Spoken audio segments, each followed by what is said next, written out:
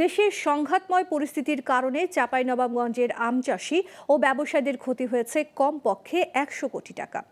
সময় মতো পাইকারদের কাছে পৌঁছাতে না পারায় কম দামে বিক্রি করতে হচ্ছে আম, এমনকি পচে গেছে বেশ কিছু আম। এদিকে কৃষি বিভাগ বলছে এখনও মৌসুমের ৪০% আম গাছেই আছে।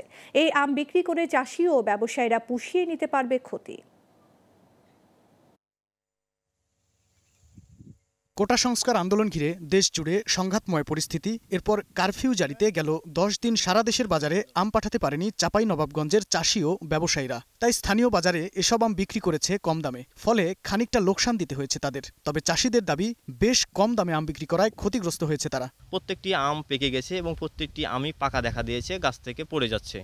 বর্তমান পরিস্থিতিতে যে কারফিউ জারি চলছে বেশ কয়েকদিন, গত ৮ থেকে ১০ দিন পর্যন্ত আমাদের বাগানের আম, প্রত্যেকটা পরিপক্ক আম গাছ থেকে পাকছে এবং পড়ে যাচ্ছে।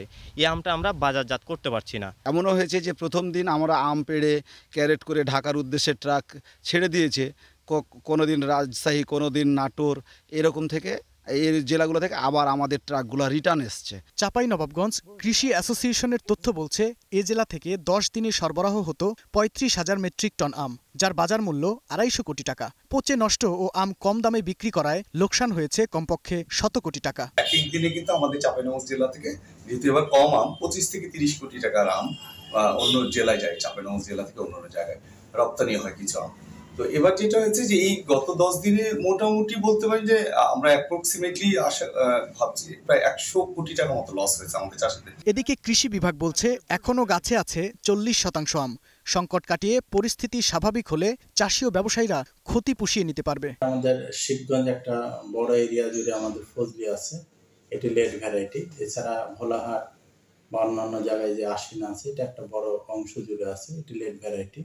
এবং বাড়িফোরে একটা সম্প্রসারণ ঘটেছে এই জেলায়, এটাও লেট ভ্যারাইটি। এরপরে আছে গৌরমতি। অর্থাৎ যে ৪টি ভ্যারাইটি রয়েছে এখন, এবং কিছু কিছু জায়গায় আমাদের কিন্তু আম্রপলি রয়েছে। সুতরাং আমরা মনে করছি যে আমাদের 100%-এর জায়গায় 40% এখনো বাকি রয়েছে, 60% হারভেস্ট হয়েছে। শিগগির দেশ থেকে সংকট দূর হয়ে আবারও আমের বাজারে ফিরবে স্থিতিশীলতা, এমনটাই প্রত্যাশা চাঁপাইনবাবগঞ্জের আম চাষিদের। Global television news desk.